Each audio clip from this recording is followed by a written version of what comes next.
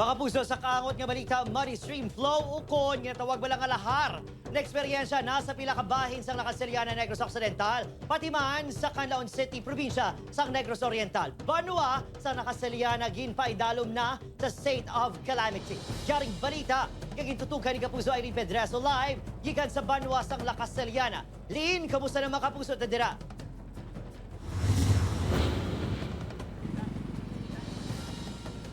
Adrian, mga kapuso, duha ka adlaw matapos maglupok ang Bulkan Canlaon, muddy flow o lahar flow naman ang nagsugata sa mga residente diri sa Banwas sang Lakaselyanan sinilama nga hapon. Pasado alas 2 bunglang nga hapon, nagluntad ang muddy stream flow o lahar flow sa pila ka bahin sang Lakaselyanan, partikular sa barangay Biak na Bato. Sunod sa FIVOX, resulta ini sang pag-ulan-ulan.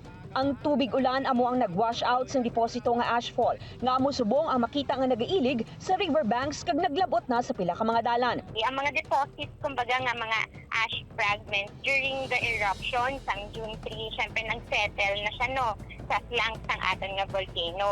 But then, baskog ang ulan and lalo na sa may southern slope ng aton nga volcano. So, na-wash out ang mga deposits. Hindi pa mabanta sa FIVOX kung saan o ang lahar flow. Gani ginaabisuan ng mga residente malapit sa riverbanks o kung sa mga suba nga mag-aligmat kag magpalayo. Nagapabilin sa alert level 2 ang Mount Canlaon. Samtang bangod sa epekto sa paglupok sa Mount Canlaon sa masobra 15% sa populasyon sang Banwa sa ila ikaayong lawas sa kasapatan pati na sa mga talamnan. Ginpaidalom na sa state of calamity ang Banwa sang Lakaselyanan. Bangod sini, mahimo na nga magamit sang LGU ang 4.8 million pesos nga calamity fund sa pagpalabot sang bulig sa mga apektado nga residente. Subong confirmation na gidya ang state of calamity due to phreatic eruption sa Mount Canlaon. Nga matagaan naman authority si Mayor nga maka-utilize sang calamity fund. Suspendido naman ang trabaho sa tanan nga government agencies. Masobra 200 ka mga pamilya ang nagapabilin gihapon sa evacuation centers, samtang wala pa sang nagakaigo nga abiso halin sa FIVOX.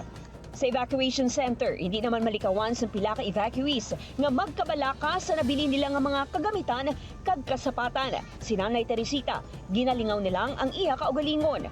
Panigrit kami, mataway mo nga paminsaron kung mapundo ka lang damo ganyang problema ang paminsaron mo. Sa bilog nga Negros Occidental, mas sobra na 1,000 ka mga individual ang nag-evacuate bangod sa paglupok sang bulkan. Kalabanan diri ang gikan sa Lakaselyanan.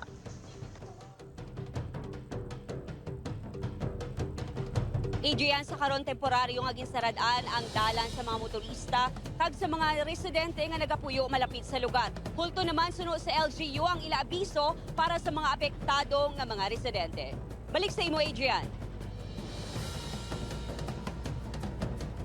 Salamat gid kag halong Irene Pedreso.